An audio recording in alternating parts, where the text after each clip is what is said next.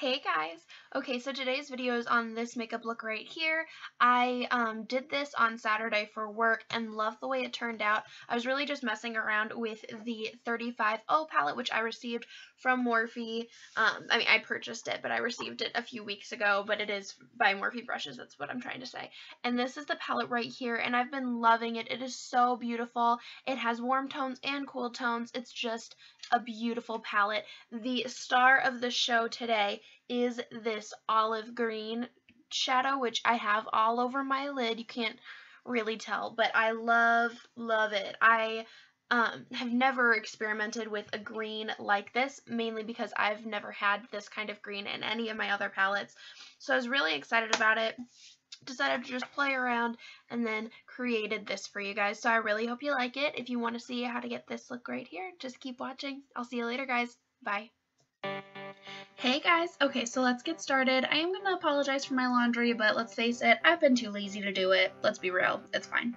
We are going to be using the 35O palette by Morphe brushes. As you can tell, I am very, very excited to be using this on camera. I had pre-ordered it at the end of September, and it finally came in a few weeks ago, so I have been obsessed with it. Now, Morphe does not name or number their shadows, so I'm going to be giving them numbers 1 through 35, starting with the top and going to the right, left to right, and then going down a row left to right, so on and so forth. I'm going to be using this big fluffy brush, which I believe is the M433 by Morphe. I'm going to dip that into shadow number 5, which is a tan neutral, pretty light neutral tan shade. We're going to buff that into our crease using windshield wiper motions and then circular motions to blend it out.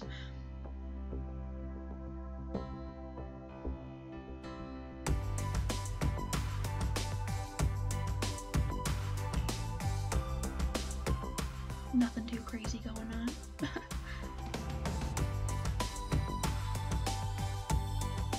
Same thing on the other eye. This time it's a little faster for you. And then I will be going in with the same brush, and I'm going to be using the shade number 15, which is just a little bit darker and a little warmer than the last shade. We're going to do the exact same thing, windshield wiper motions and circular motions into the crease of both of our eyes. Now, the reason why I do so many different colors as transition shades is really because I've got 35 shadows to play with. Why not use them all? But it does help create more depth and dimension. Now we're using shadow number 13, which is right below the olive green shadow, and it's warmer and darker than the last one. So we're just adding more depth and dimension to our eye. And now to use number 16, which is a cool toned gray. It's a pretty light gray, but it's really, really pretty. And I'm just using that as another transition shade, basically. I got a little carried away with the transition shades. No big deal, guys. So this is what your eyes should look like so far with those base shadows down. Now I'm going to be using this flat concealer brush by Morphe to pack on the green shadow on my lid. So this is number 6 in the palette. It's the only olive green shadow, so it's pretty apparent which one it is. We're just going to pack that all over the lid, and then once you've got that shadow laid down how you want it, we're going to take the fluffy brush again with no extra product, and we're going to buff out any harsh lines that we created with that green. And now I'm going to take a really dense brush by Morphe, and I'm going to pack it into shadow number 33, which is this darker cool toned gray. And we're going to put this all in the outer V and bring it kind of in towards the crease, but just on the outer half to smoke out the eye a little bit. And I just kept packing the shadow on until I was satisfied with how dark it was. And then I took the blending brush once again to blend out that darker gray into the rest of our shadows so we didn't have any harsh lines.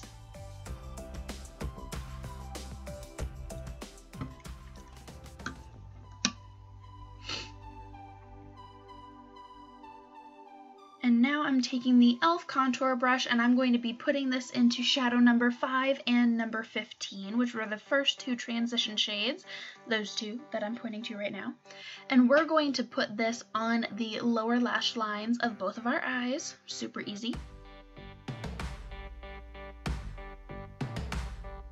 Now I'm taking the e.l.f. smudge brush and I'm going to put that back into the shadow number 33, which is that dark cool toned gray. We're going to push this shadow right up into our lower lash line, creating a harsh line, but don't worry, we will blend it out.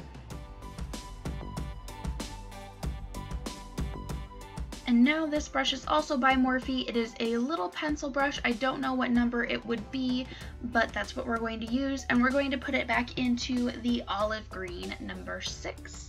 And we're going to blend out that dark gray. And now as you can tell, we've been using all matte shadows, so I didn't want to do too shiny of a highlight. So we're going to be using number 1 in the palette, which is a matte white. And I'm going to put this all on my brow bone, starting at the high point and blending it down and out. And then I will put it in the inner corner as well. I only show you one eye, but I obviously do it to both eyes. And for this, I'm just using a teeny tiny, I'm pretty sure it's actually a lip brush, but I'm using it for highlighting, so it's fine. Now I'm just curling my lashes. I'm pretty sure this lash curler is by e.l.f., but any lash curler will do. And then I'm tight lining, and I am using Bella Pierre gel eyeliner in Ebony.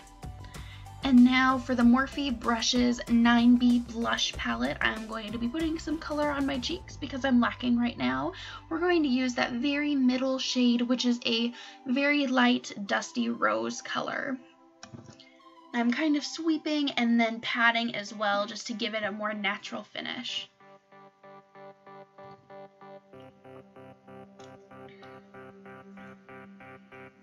Same thing on the other side.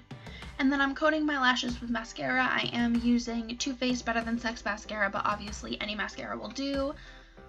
And then we're going to be using the Laura Mercier Translucent Setting Powder, which I talked about in my Sephora haul, but I haven't mentioned in a video yet. So what we do is we tap some down into the lid, and then whatever comes out, we obviously put onto our brush. I am using the e.l.f. small tapered brush. I'm going to dip that into the powder, and then I am going to create a triangle shape under both of my eyes. I will put a little bit on my chin as well. And then I will put some on my forehead and then along my jawline as well. Now I put this on my forehead, my chin, and my under eyes to help brighten up those areas. And then I put it on the jawline to help clean up any contour or bronzer that may have fallen down. This is amazing. I can't say... I mean, I have so many good things to say about this powder. It has changed my entire routine. It just is flawless. And then once I have let it baked for a couple minutes, excuse me, I will just brush it off and then add a little extra blush. Now I'm using BECCA Cosmetics and Jaclyn Hill Champagne Glow palette, which is their holiday palette. It has, going left to right that you can see it, blushed copper, champagne glow, and pearl. I'm going to be taking blushed copper and just dusting that on the apples of my cheeks and blending it backwards a little bit. I just felt like I needed a little more depth and a little more of a glow to my cheeks since I have pretty much matte everywhere else. So I'm just going to dust that on both of my cheeks, and then I'm going to be mixing pearl and champagne pop together, so the white and the like a peachy gold color, oh man, they're so pretty together. So I'm mixing the two together, and then I'm going to be dusting that onto the tops of my cheekbones and blending it downwards. So I start at the high point of my cheekbones, and then as I start to blend it out, I kind of move my face. As you can tell, I'm just tilting it around, blending it downwards on my cheekbone, and then when I have less product on my brush, I do bring it towards the apples of my cheeks as well.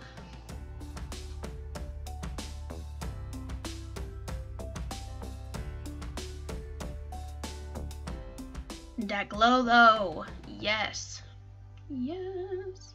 Okay, now I'm using Over Cosmetics Liquid Lipstick in Miami Fever. This is in collaboration with Kathleen Lights.